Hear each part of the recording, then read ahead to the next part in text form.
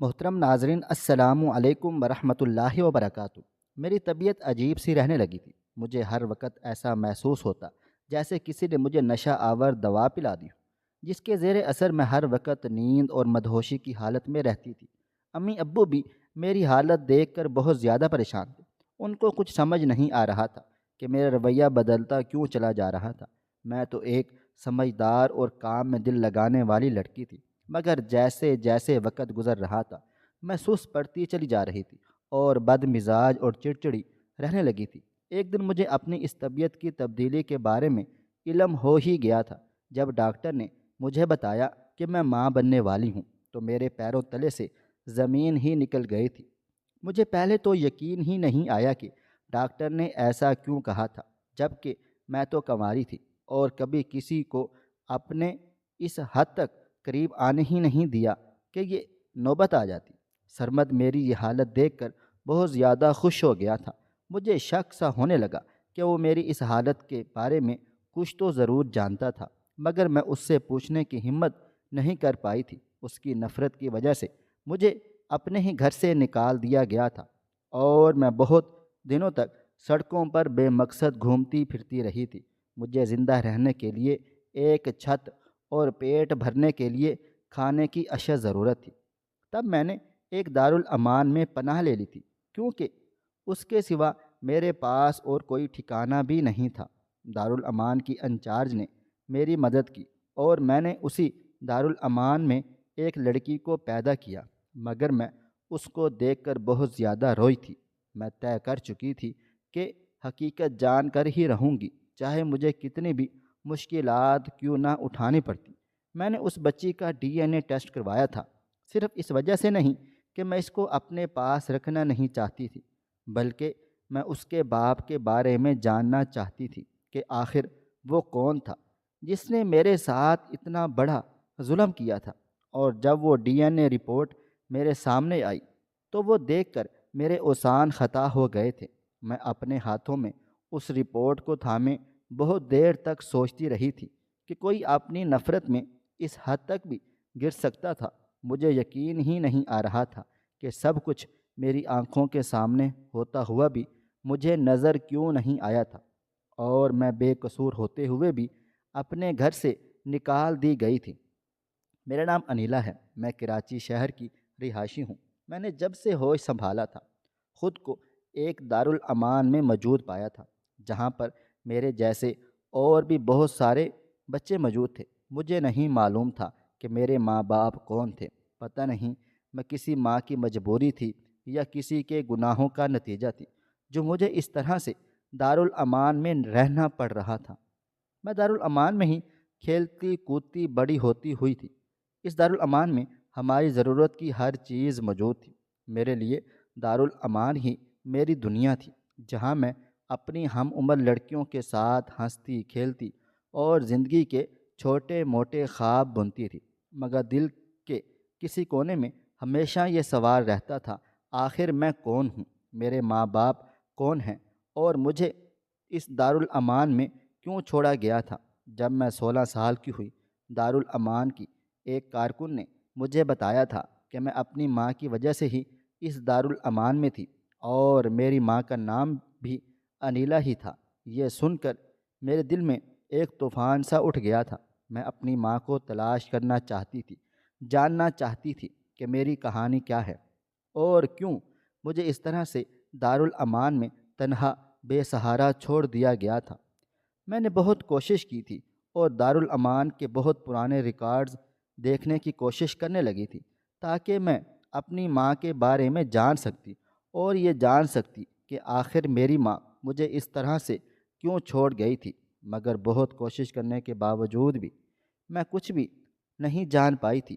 بہت زیادہ ڈھونڈنے کے بعد مجھے بس چند کاغذات ہی مل سکے تھے، جہاں صرف یہ لکھا تھا کہ مجھے پیدائش کے چند دن بعد ایک ہسپتال کے باہر چھوڑ دیا گیا تھا۔ میں نے اس ہسپتال کا نام اور پتہ معلوم کروا لیا تھا تاکہ باقی کی معلومات وہاں سے اکٹھی کر سکتی۔ بہت ساری کوششوں کے بعد مجھے اس ہسپتال کے بارے میں علم ہوا تھا۔ تب میں نے اس ہسپتال سے معلومات حاصل کرنے کی کوشش کی تھی۔ مگر وقت گزرنے کی وجہ سے زیادہ تر ریکارڈز غائب ہو چکے تھے۔ تب مجھے شدت سے احساس ہوا تھا کہ میں خود کو فضول میں ایسی تلاش کے پیچھے تھکا رہی تھی جس کا شاید کوئی وجود ہی نہیں تھا۔ میں نے اسی دارالامان کو اپنا گھر سمجھ لیا تھا۔ میں بھی چاہتی تھی کہ میرے بھی ماں باپ بہن بھائی ہوتے جن کے ساتھ میں ایک خوشگوار زندگی گزار سکتی۔ میں ہر روز اپنی آنکھوں سے دیکھتی تھی کہ بہت سے شادی شدہ جوڑے اس دارالامان میں آتے تھے جو اولاد کے لیے تڑپتے تھے، اور دارالامان میں رہنے والے بچوں کو اپنے ساتھ لے کر چلے جاتے تھے، مگر وہ دارالامان سے زیادہ تر کم تر عمر کے بچوں کو ہی اپنے ساتھ لے جاتے تھے، اور میں حسرت بھری نگاہوں سے ان کو دیکھ کر سوچتی رہتی تھی کہ کاش مجھے بھی کوئی اپنی بیٹی بنا کر لے جائے، میں بھی جان سکوں اور محسوس کر سکوں کہ ماں باپ کی اور بہن بھائیوں کی محبت کیسے ہوتی ہے۔ مگر ہر کوئی یہی خواہش کرتا تھا کہ اس کو کم عمر بچے ہی چاہئیں جن کو اپنی حقیقت کا علم نہ ہو اور وہ ہوش سنبھالتے ہی ان کو اپنا ماں باپ سمجھ لیں۔ جب بھی دارالامان میں کوئی شادی شدہ بے اولاد جوڑا آتا تو میں اس کو بھیگی ہوئی آنکھوں سے دیکھتی کہ کاش مجھے وہ اپنے ساتھ اپنی بیٹی بنا کر لے جائیں، مگر میری یہ حسرت دل میں ہی رہ جاتی تھی۔ جب وہ کسی چھوٹے بچے کو انگلی سے تھامے اپنے ساتھ لے جاتے، میں نے بھی امید نہیں چھوڑی تھی، اور ایک دن میری خواہش بھی آخر کار پوری ہو ہی گئی تھی۔ دارالامان کے وہ دن میرے لیے ہمیشہ ایک جیسی اداسی اور تنہائی کا پیغام لاتے تھے، لیکن میں نے اپنے دل میں امید کا دیا روشن رکھا تھا۔ مجھے پورا یقین تھا کہ ایک نہ ایک دن میں اس دارالامان سے باہر کی دنیا ضرور دیکھوں گی۔ جب میں 17 سال کی ہوئی تو میری زندگی میں وہ لمحہ آیا جس نے میری زندگی کو یکسر بدل کر رکھ دیا تھا۔ وہ دن بھی عام دنوں کی طرح ہی شروع ہوا تھا۔ ایک شام کو جوڑا دارالامان آیا تھا۔ وہ دونوں میاں بیوی درمیانی عمر کے تھے۔ اس عورت کا چہرہ محبت اور ہمدردی کا آئینہ تھا، اور اس آدمی کے چہرے پر بھی ایک گہری سنجیدگی تھی۔ وہ کسی بچے کو گود لینے کے ارادے سے آئے ہوئے تھے، اور ان کی نظریں ہر کمرے میں گھوم پھر رہی تھیں۔ جب وہ میری طرف آئی تو ان کی نظریں کچھ دیر کے لیے مجھ پر ٹھہر سی گئی تھیں۔ میں نے فوراً اپنی نظریں جھکا لی تھیں، لیکن میرے دل کی دھڑکن تیز ہو گئی تھی۔ اس عورت نے میرا ہاتھ تھاما اور میرے قریب ہو کر بیٹھ گئی تھی۔ اس نے مجھ سے میرا نام پوچھا اور بہت شفقت اور پیار سے میرے سر پر ہاتھ رکھا تھا۔ اس کا لہجہ ایسا تھا جیسے وہ پہلے سے مجھے جانتی ہو، پہچانتی ہو۔ اس کے لہجے میں ایک اپنائیت تھی جو مجھے خود بخود اپنی طرف کھینچ رہی تھی۔ 2 دن بعد دارالامان کی انچارج نے مجھے بتا دیا کہ وہ جوڑا مجھے گود لینا چاہتا تھا اور میری مرضی جاننا چاہتا تھا کہ کیا میں ان کے ساتھ ان کے گھر میں ساری زندگی کے لیے رہنا چاہوں گی۔ یہ سن کر میری آنکھوں سے خوشیوں کے آنسو نکل پڑے تھے۔ وہ لمحہ میرے لیے ایک خواب جیسا لگ رہا تھا۔ میں نے کبھی سوچا بھی نہیں تھا کہ کوئی مجھے اپنی بیٹی کے طور پر اپنائے گا، لیکن ساتھ ہی میرے دل میں کئی سوالات بھی تھے۔ کیا وہ لوگ مجھے واقعی اپنا سکیں گے؟ کیا میں ان کے ساتھ خوش بھی رہ سکوں گی؟ چند دنوں بعد میں ان کے ساتھ ان کے گھر چلی آئی گئی تھی۔ ان کا گھر بہت خوبصورت اور آرام دہ تھا۔ وہاں پر میں نے اپنے علاوہ ایک اور لڑکے کو بھی دیکھا تھا۔ اس کا نام سرمد تھا، جس کو انہوں نے میری ہی طرح کسی دارالامان سے گود لیا تھا۔ وہ عمر میں مجھ سے کچھ ہی سال بڑا تھا۔ ہم دونوں پر بہت زیادہ مہربان تھے اور ہمارا بہت زیادہ خیال رکھتے تھے۔ ان دونوں کو کینسر تھا اور وہ اولاد پیدا نہیں کر سکتے تھے، اس لیے انہوں نے ہم دونوں کو گود لیا تھا تاکہ اولاد کا سکون دیکھ سکتے۔ مجھے ان کی بیماری کے بارے میں سن کر بہت زیادہ دکھ ہوا تھا۔ شروع میں تو میرے لیے سب کچھ اجنبی تھا۔ وہ عورت جسے میں امی جان کہتی تھی میرے لیے ہر ممکن سہولت فراہم کرنے کی کوشش کر رہی تھی۔ اس کا شوہر جس کو میں ابو جان کہنے لگی تھی، وہ بھی بہت زیادہ خاموش اور سنجیدہ طبیعت کے مالک تھے، لیکن ان کی آنکھوں میں میرے لیے محبت جھلکتی تھی۔ شروع کے دنوں میں ان کے ساتھ رہتے ہوئے بہت زیادہ محتاط رہتی تھی۔ مجھے لگتا تھا کہ کہیں میں انہیں اپنی کسی بات سے مایوس نہ کر دوں، لیکن آہستہ آہستہ ان کی محبت اور شفقت نے میرے دل میں جگہ بنا لی تھی۔ امی جان نے میری تعلیم دوبارہ شروع کروا دی اور ابو جان نے مجھے وہ تمام چیزیں مہیا کی تھیں جن کی میں ہمیشہ خواہش مند ہی رہی تھی۔ مجھے اس گھر میں ہر طرح کا آرام و سکون ملا تھا، مگر وہ لڑکا سرمد، وہ مجھ سے حسد کرتا تھا کیونکہ امی ابو اس سے بہت زیادہ مجھے پیار کرتے تھے اور مجھے اس سے زیادہ اہمیت دیتے تھے۔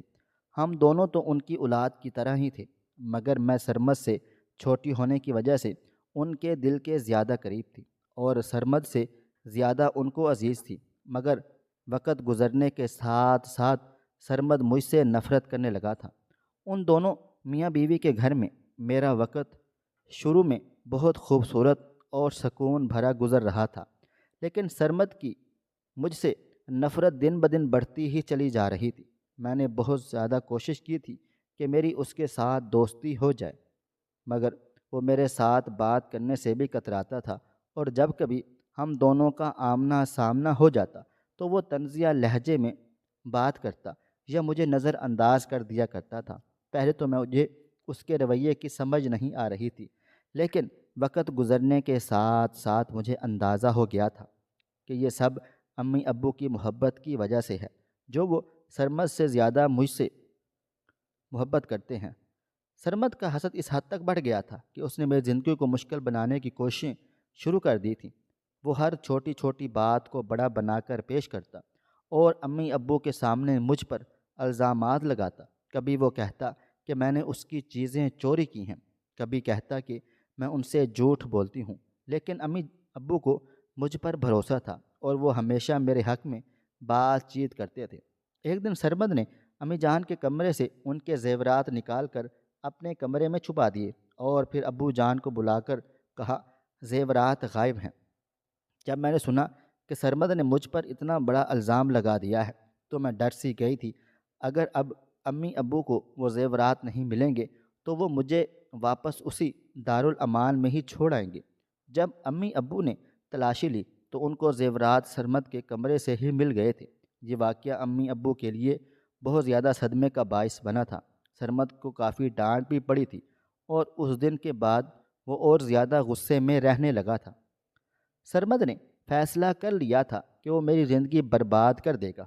اس کو یہ بالکل بھی برداشت نہیں تھا کہ امی ابو اس سے زیادہ محبت مجھ سے کیا کرتے تھے اور مجھے اس سے زیادہ اہمیت دیتے تھے۔ اس نے میرے سب دوستوں کے سامنے بھی مجھے بدنام کرنے کی سازش کی تھی۔ اس نے میرے دوستوں کو بتا دیا تھا کہ میں صرف امی ابو کی دولت کے لیے ہی ان کے ساتھ رہ رہی ہوں اور جیسے ہی مجھے موقع مل جائے گا میں انہیں چھوڑ کر چلی جاؤں گی۔ یہ بات سن کر میرے کچھ دوستوں نے مجھ سے دوستی ہی ختم کر ڈالی تھی۔ سرمد کی نفرت اور حسد کے باوجود میں نے فیصلہ کر لیا تھا کہ میں اسے معاف کر دوں گی، کیونکہ مجھے امی ابو سے بہت زیادہ محبت تھی اور میں ان کو چھوڑ کر دارالامان واپس نہیں جانا چاہتی تھی۔ امی جان نے ہمیشہ ہمیں یہی سبق سکھایا تھا کہ محبت کی طاقت نفرت کو شکست دے سکتی ہے۔ سرمد کی نفرت اور حسد میرے لیے ایک بہت بڑا امتحان بن چکی تھی، مگر امی جان نے مجھے سمجھا دیا تھا کہ محبت ہر مسئلے کا حل ہے اور اگر میں صبر اور حکمت سے کام لوں گی تو سرمد کا رویہ بھی بدل سکتا ہے۔ یہ بات میرے دل کو تسلی دیتی تھی، لیکن سرمد کے رویے میں مجھے کوئی تبدیلی نظر ہی نہیں آ رہی تھی۔ سرمد کی نفرت اپنے انتہا کو پہنچ چکی تھی۔ ایک دن اس نے امی ابو کو میرے حوالے سے ایک بہت بڑا جھوٹ بتایا جو سن کر میں کچھ لمحے کے لیے ساکت رہ گئی تھی۔ اس نے ابو جان کو یقین دلانے کی کوشش کی تھی کہ میں اپنی پڑھائی کو سنجیدگی سے نہیں لے رہی ہوں، بلکہ پڑھائی تو میرے لیے صرف ایک بہانہ تھا جس کو میں استعمال کر کے گھر سے زیادہ وقت باہر گزار سکوں۔ اس نے مجھ پر یہ گھٹیا الزام لگا دیا کہ میں باہر لوگوں کے ساتھ غلط قسم کی دوستیاں کر رہی ہوں۔ یہ الزام میرے لیے یہ ناقابل برداشت تھا، لیکن میں جانتی تھی کہ اگر میں غصے میں کوئی رد عمل دوں گی تو یہ سرمد کے لیے کافی فائدہ مند ثابت ہوگا۔ امی ابو نے مجھ سے اس بارے میں پوچھا اور میں نے ان کو صاف صاف بتا دیا تھا کہ ایسا کچھ بھی نہیں تھا، یہ صرف سرمد کا ایک الزام تھا۔ لیکن اس کے بعد ابو مجھ پر شک کرنے لگے تھے۔ میں نے محسوس کر لیا تھا کہ جب سے سرمد نے مجھ پر یہ الزام لگا دیا تھا میری طبیعت کچھ عجیب و غریب سی رہنے لگ گئی تھی۔ مجھے ہر وقت چکر آنے لگتے تھے، مجھے بے تحاشا نیند آنے لگی تھی، اور میں زیادہ تر وقت اپنے کمرے میں ہی رہنے لگی تھی۔ مجھ پر تو جیسے بے ہوشی چھائی رہتی، اور میں زیادہ تر وقت سو کر گزارنے لگی تھی۔ امی اکثر مجھے ڈانٹنے لگی تھیں کہ میں بے پرواہ ہوتی چلی جا رہی تھی، مگر میں ان کو کیا جواب دیتی؟ مجھے تو خود بھی سمجھ نہیں آ رہی تھی کہ آخر میری طبیعت کو ہوتا کیا چلا جا رہا تھا۔ میں جب بھی سو کر اٹھتی تو میرے جسم سے درد سے ٹوٹ رہا ہوتا، جیسے کسی نے میرے جسم سے ساری جان ہی نکال لی ہو۔ جیسے جیسے وقت گزر رہا تھا، میں کمزور ہونے لگی تھی، اور میری طبیعت مزید بگڑنے لگی تھی۔ سرمد میری یہ حالت دیکھ کر دل ہی دل میں خوش ہوتا تھا، اور وہ خوشی مجھے اس کے چہرے پر واضح نظر آتی تھی۔ ایک دن ہم سب کھانا کھا رہے تھے۔ جب میں نے کھانے کا پہلا لقمہ ہی لیا تھا تو مجھے لگا جیسے میں نے مٹھی بھر مٹی منہ میں ڈال لی ہو، اور میں نے فوراً سے ایک کیا کر دی تھی۔ امی ابو کے چلتے ہاتھ ایک دم سے رک گئے تھے، اور امی جان مجھے حیرت سے دیکھ رہی تھیں، جبکہ مجھے کوئی سمجھ نہیں آئی تھی کہ ایسا بھی کیا ہو گیا تھا۔ لیکن سرمد خاموشی اور اطمینان سے کھانا کھا رہا تھا۔ امی جان مجھے فوراً سے ہسپتال لے کر چلی گئی تھی۔ مجھے سمجھ نہیں آیا تھا کہ آخر کیا ہو رہا تھا، لیکن ڈاکٹر کی بات سن کر میرے پیروں تلے سے زمین ہی نکل گئی تھی۔ ڈاکٹر نے امی جان کو بتا دیا تھا کہ میں حاملہ ہوں۔ یہ بات میرے سر پر قہر بن کر ٹوٹی تھی۔ مجھے یقین ہی نہیں آ رہا تھا کہ یہ سب کیسے ہوا تھا، جبکہ میں نے تو ایسی کوئی حرکت بھی نہیں کی تھی، مگر سب کچھ میری سمجھ سے باہر تھا۔ ڈاکٹر کی بات نہ صرف مجھے صدمے میں مبتلا کر دیا تھا، بلکہ میرے لیے نئے مسائل بھی پیدا کر دیے تھے۔ امی جو ہمیشہ مجھ پر اعتماد کرتی تھیں، وہ بھی الجھن میں تھیں کہ وہ مجھ جیسی بیٹی پر یقین کریں یا حقیقت کو تسلیم کریں۔ ابو جان پہلے ہی سرمد کی باتوں سے متاثر ہو چکے تھے، اس لیے مجھے ان کی حمایت نہیں ملی تھی۔ میرے لیے یہ سب کچھ ماننا بہت مشکل کام تھا۔ میرے ذہن میں یہ سوال تھا کہ آخر میرے ساتھ ایسا کیسے ہو گیا تھا۔ میں جانتی تھی کہ میں کچھ بھی ایسا نہیں کیا تھا جس سے یہ ممکن ہو سکتا کہ میری طبیعت مزید خراب ہونے لگی تھی، اور میرے ذہن میں یہ شک پیدا ہونے لگا تھا کہ شاید سرمین ہی تھا جو اس بارے میں سب کچھ جانتا تھا۔ میری حالت کچھ زیادہ خراب رہنے لگی تو امی ابو مجھ سے بدگمان ہونے لگے تھے۔ ان کو مجھ سے پہلی جیسی محبت نہیں رہی تھی، اور وہ سرمد کو زیادہ پیار اور توجہ دینے لگے تھے۔ ایک دن سرمد امی ابو سے کہنے لگا، میں نے تو پہلے ہی کہا تھا کہ یہ لڑکی ٹھیک نہیں ہے، مگر آپ نے میری بات نہ مانی اور اسے سر پر چڑھا لیا تھا۔ اب نتیجہ بھی خود ہی دیکھ لیں۔ سرمد کی باتیں سن کر میری آنکھوں میں آنسو آ گئے تھے۔ وہ لڑکا جس کو میں اپنا بھائی سمجھتی تھی، وہ مجھ سے نفرت میں اس حد تک گر گیا تھا کہ مجھ پر گھناؤنے الزامات لگا رہا تھا، اور میں ان الزامات کو جھوٹا ثابت کرنے میں ناکام ہو گئی تھی، کیونکہ میرے پاس اپنی سچائی بتانے کے لیے کوئی ٹھوس ثبوت نہیں تھا۔ سرمد کی چال کام کر گئی تھی، اور امی ابو نے مجھے گھر سے نکال دیا تھا۔ میں سڑک پر آ گئی تھی، ایک پرسکون گھر کا اور ماں باپ کے پیار کا جو خواب میں نے دیکھا ہوا تھا، وہ ایک دم سے چکنا چور ہو کر بکھر گیا تھا۔ میرے لیے گھر سے نکالا جانا زندگی کا سب سے بڑا صدمہ تھا۔ میں جس سکون، محبت اور تحفظ کے لیے برسوں ترستی رہی تھی، وہ سب ایک لمحے میں ختم ہو چکا تھا۔ میں کراچی کی سڑکوں پر بے مقصد گھومتی پھر رہی تھی۔ میرے دل میں ایک ہی سوال تھا کہ آخر میرے ساتھ یہ سب کچھ کیوں ہوا تھا۔ میں تو کسی کو کوئی الزام نہیں دینا چاہتی تھی، لیکن سرمد کی حرکتوں کی وجہ سے ہی مجھے اس گھر سے نکال دیا گیا تھا جس کو میں اپنا گھر سمجھتی تھی۔ میرے پاس ایسی کوئی جگہ نہیں تھی جہاں میں جا سکتی، سوائے اس دارالامان کے جہاں سے میری زندگی کا آغاز ہوا تھا۔ میں بہت زیادہ ہچکچاہٹ کے ساتھ وہاں واپس آ گئی تھی۔ دارالامان کی انچارج مجھے اس حالت میں دیکھ کر بہت زیادہ حیران ہو گئی تھی۔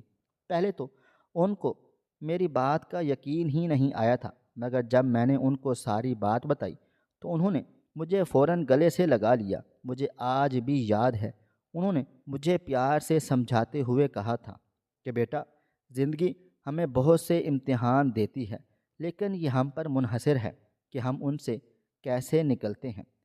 یہ وقت ہار ماننے کا نہیں بلکہ اپنی زندگی کو دوبارہ سنوارنے کا ہے۔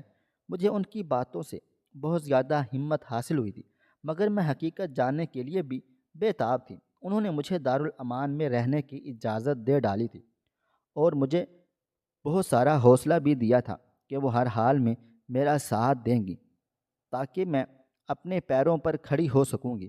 مجھے سرمد کی باتوں اور رویوں نے بہت کچھ سکھا ڈالا تھا۔ میں یہ جان چکی تھی کہ اپنی عزت کی حفاظت اور اپنے حقوق کے لیے آواز اٹھانا بہت ضروری ہے، نہیں تو کوئی بھی ہماری عزت کو پیروں تلے رون سکتا تھا۔ میں نے دارالامان کی انچارج سے اپنی حالت کے بارے میں بات چیت کی تھی اور ان سے مشورہ کیا تھا کہ میں کس طرح اپنے اوپر لگائے گئے الزامات کا جواب دے سکتی ہوں۔ انہوں نے میرا بہت زیادہ ساتھ دیا اور مجھے صبر سے کام لینے کا کہا تھا کہ جب تک میرا بچہ اس دنیا میں نہیں آ جاتا اور مجھے اس کے باپ کے بارے میں معلوم نہیں ہو جاتا، مجھے کوئی بھی قدم نہیں اٹھانا چاہیے تھا۔ میرے لیے وہ وقت بہت اذیت بھرا تھا۔ میں نے وہ دن اور راتیں بہت زیادہ تکلیف میں گزاری تھیں اور ہر روز اللہ تعالیٰ سے رو رو کر مدد مانگتی تھی، کیونکہ وہ تو جانتا تھا کہ میں بے گناہ تھی، بے قصور تھی۔ جو کچھ بھی ہوا تھا مجھے اس بارے میں کچھ بھی علم نہیں تھا۔ میرا وہ وقت بہت زیادہ کٹھن گزرا تھا۔ کبھی کبھی میرا دل چاہتا تھا کہ میں اپنی جان لے لوں اور اس مشکل سے خود کو آزاد کر لوں، کیونکہ میں جس کرب سے گزر رہی تھی مجھے تو معلوم بھی نہیں تھا کہ میرا قصور کیا تھا جو مجھے سزا ایسی مل رہی تھی۔ مگر دارالامان کی انچارج ہی میرا سہارا بنی تھی اور مجھے ہمت دی تھی کہ میں اس کے بچے کو پیدا کر کے اپنے لیے انصاف مانگ سکوں گی۔ جیسے جیسے وقت گزر رہا تھا میں خود کو آنے والے حالات کے لیے تیار کر رہی تھی۔ میں نے ہمت نہیں ہاری اور آخر کار وہ مشکل وقت گزارنے کے بعد میں نے ایک خوبصورت سی معصوم ننھی سی لڑکی کو جنم دیا تھا۔ اس بچی کو گود میں لیتے ہی میری آنکھیں بھیگ گئی تھیں، کیونکہ مجھے تو اس کے باپ تک کا معلوم نہیں تھا۔ میں نے ٹھان لیا تھا کہ میں خود اس کو ماں اور باپ بن کر پالوں گی اور ہمیشہ اپنے پاس ہی رکھوں گی، کبھی بھی اس کو خود سے الگ نہیں کروں گی، چاہے مجھے کتنی ہی مشکلات کا سامنا کیوں نہ کرنا پڑ جائے۔ میں نے اس انچارج کی مدد سے ہی DNA ٹیسٹ کروا لیا تھا تاکہ میں اپنی حقیقت کے بارے میں جان سکتی کہ آخر وہ کون تھا جس نے مجھ پر اتنا بڑا ظلم ڈھا دیا تھا۔ یہ سب میں صرف اس لیے نہیں کر رہی تھی کہ مجھے اپنی معصوم ننھی سی بچی بوجھ لگنے لگی تھی یا میں اس کو اپنے ساتھ رکھنا نہیں چاہتی تھی، بلکہ میں تو صرف اور صرف حقیقت جاننا چاہتی تھی کہ آخر اس بچی کا باپ کون تھا جس نے مجھ پر اتنا بڑا ظلم ڈھایا تھا اور مجھے اپنے ہی گھر سے نکلوا دیا تھا۔ آخر وہ کون تھا جس کو مجھ سے اتنی نفرت تھی کہ وہ اپنی نفرت میں اس حد تک گر گیا تھا۔ جب وہ DNA رپورٹ میرے پاس آئی تو اس کو دیکھ کر میرے اوسان ہی خطا ہو گئے تھے۔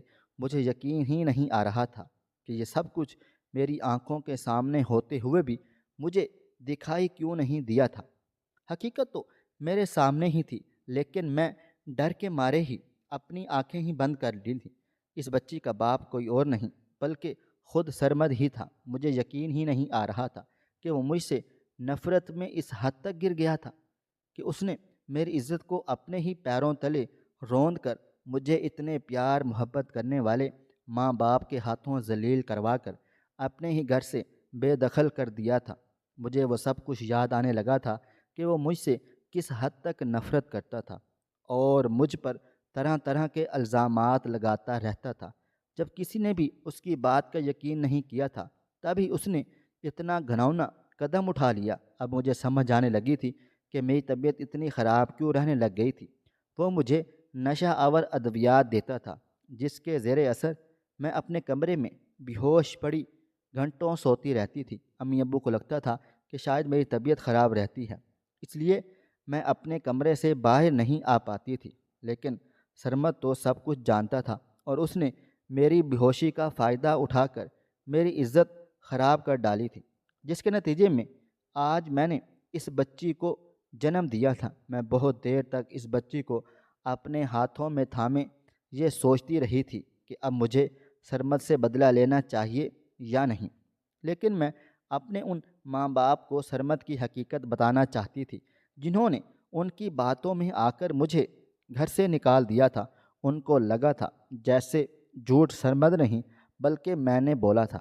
میں ان کے سامنے اس بے حیا اور بد کردار لڑکے کی حقیقت سامنے لانا چاہتی تھی، جو ان کی نظروں کے سامنے میری زندگی سے کھیل گیا تھا۔ اور امی ابو کو میری سچائی نظر نہیں آئی تھی، بلکہ انہوں نے سرمد کی بات کا یقین کر کے مجھے اپنے ہی گھر سے نکال دیا تھا۔ میں نے ثبوت تو اکٹھے کر ہی لیے تھے، تب میں نے امی ابو کے گھر جانے کا فیصلہ کر لیا تھا۔ میں نے تو ان کو دل سے اپنا ماں باپ سمجھا ہوا تھا، مگر انہوں نے ایک جھوٹے لڑکے کی باتوں میں آ کر مجھے رسوا کر ڈالا تھا، مجھے اس پیار اور محبت سے محروم کر دیا تھا جس کے خواب میں اپنی آنکھوں میں سجائے ان کے گھر چلی گئی تھی اور ان کو اپنا سمجھنے لگی تھی۔ جب میں ان کے گھر داخل ہوئی تو سب سے پہلے میرا سامنا سرمد سے ہی ہوا تھا، اور وہ مجھے دیکھ کر ایک دم سے چونک گیا، اور وہ حیران ضرور ہوا تھا کہ میں اتنے عرصے بعد اس گھر میں واپس کیا کرنے گئی تھی، مگر جیسے ہی اس کو اندازہ ہوا کہ مجھے حقیقت کا علم ہو گیا ہے تو اس کے چہرے پر ہوائیاں اڑنے لگ گئی تھیں۔ سرمد نے مجھے لاکھ روکنے کی بہت کوشش کی، مگر میں تہیہ کر چکی تھی کہ میں ان ماں باپ کو سرمد کی حقیقت بتا کر ہی رہوں گی، جنہوں نے سرمد کو اپنا سگا بیٹا سمجھ لیا تھا اور مجھ پر شک کر کے مجھے گھر سے نکال دیا تھا۔ جیسے ہی ان کو حقیقت کا علم ہوا، وہ اپنا سر تھام کر رہ گئے تھے اور اپنے بیٹے پر اندھا یقین کر کے مجھ سے بھی ہاتھ دھو بیٹھے تھے۔ ان کو کچھ سمجھ ہی نہیں آ رہا تھا کہ وہ سرمد کے ساتھ کیا کرتے، کیونکہ انہوں نے تو سرمد کو اپنا بیٹا سمجھا ہوا تھا، مگر سرمد ہی تھا جس نے میرے ساتھ ساتھ ان کو بھی دھوکہ دے دیا تھا، اور یہ سب کچھ اس نے صرف اور صرف میرے نفرت میں ہی کیا تھا۔ امی ابو نے بہت کوشش کی کہ وہ مجھے اپنے ساتھ رکھ سکتے، مگر میں دوبارہ اس جہنم میں نہیں جانا چاہتی تھی جہاں پر میرے ساتھ اتنا بڑا ظلم ہو گیا تھا، جہاں پر ان کے سامنے مجھ پر قیامت ڈھائی گئی تھی اور وہ خاموش رہے تھے۔ میں نے اپنی ننھی معصوم بچی کا نام پاکیزہ رکھا، کیونکہ وہ ایک پاکیزہ بچی تھی۔ جو کچھ بھی ہوا تھا ان سب میں اس کا تو کوئی قصور نہیں تھا، وہ معصوم تو بے قصور تھی۔ میں نے اکیلے ہی اس کو پالنے کا سوچ لیا تھا۔ میں سوچ چکی تھی کہ میں اس کو اکیلی کبھی نہیں چھوڑوں گی، جس طرح سے مجھے میرے ماں باپ نے چھوڑ ڈالا تھا۔ اگر آج میں سوچتی ہوں کہ اگر میرے ماں باپ نے مجھے اس طرح سے اکیلا نہ چھوڑا ہوتا تو میری زندگی تباہ و برباد نہ ہوتی جیسے اب ہو گئی تھی، لیکن میں نے پاکیزہ کو ہی اپنا سہارا بنا لیا تھا اور ہر قدم پر اس کا ساتھ دینے کا فیصلہ کر لیا تھا۔ سرمد کو ماں باپ نے پولیس کے حوالے کر دیا تھا، کیونکہ وہ ایک بہت ہی بگڑا ہوا لڑکا تھا جس نے میرے علاوہ اور بھی بہت سی لڑکیوں کی زندگیاں تباہ و برباد کر ڈالی تھیں، اور اس کو بھی اپنے گھر لے جاتا تھا۔ وہ صرف یہی چاہتا تھا کہ سب اسی سے محبت کریں اور اسی کو اہمیت دیں۔ وہ اپنے سامنے کسی کو ٹکنے بھی نہیں دیتا تھا۔ یہی وجہ تھی کہ اس کے دل میں نفرت کا بیج اس حد تک جڑ پکڑ چکا تھا کہ وہ اپنی اس نفرت میں دوسرے لوگوں کی زندگیاں برباد کرنے لگا تھا، اور کسی میں اتنی ہمت نہیں تھی کہ اس کا پردہ فاش کر سکتا۔ اگر میں ان کو سرمد کی حقیقت نہ بتاتی تو وہ نہ جانے میری طرح اور کتنی لڑکیوں کی زندگیوں سے کھیل جاتا۔ آج میں پاکیزہ کو جب بھی دیکھتی ہوں تو مجھے اس کو دیکھ کر ایک عجیب سی خوشی کا احساس ہوتا ہے، کیونکہ وہ میری نظروں کے سامنے ہے، اور مجھے یقین ہے کہ اس کے ساتھ کبھی ایسا کچھ بھی نہیں ہوگا جیسا میرے ساتھ ہوا تھا۔ خواہش صرف اتنی ہے کہ کچھ الفاظ لکھوں جس سے کوئی گمراہی کے راستے پہ جاتے جاتے رک جائے، اور نہ بھی رکے تو سوچ میں ضرور پڑ جائے۔ پیارے دوستوں، امید کرتا ہوں کہ آپ کو یہ ہماری کہانی پسند آئی ہوگی۔ کہانی پسند آئی ہو تو ویڈیو کو لائک کریں، کومنٹس کریں، شیئر کرنا بالکل بھی نہ بھولیں، اور ہاں، اگر آپ لوگ اس چینل پر نئے ہیں تو اس چینل کو سبسکرائب ضرور کر لیجئے گا اور نوٹیفیکیشن کو ضرور دبائیے گا تاکہ آنے والی کہانی سب سے پہلے آپ کو مل سکے۔ ملتے ہیں کل ایک نئی اور دلچسپ کہانی کے ساتھ، تب تک اپنا ڈھیر سارا خیال رکھیے گا۔ اللہ حافظ۔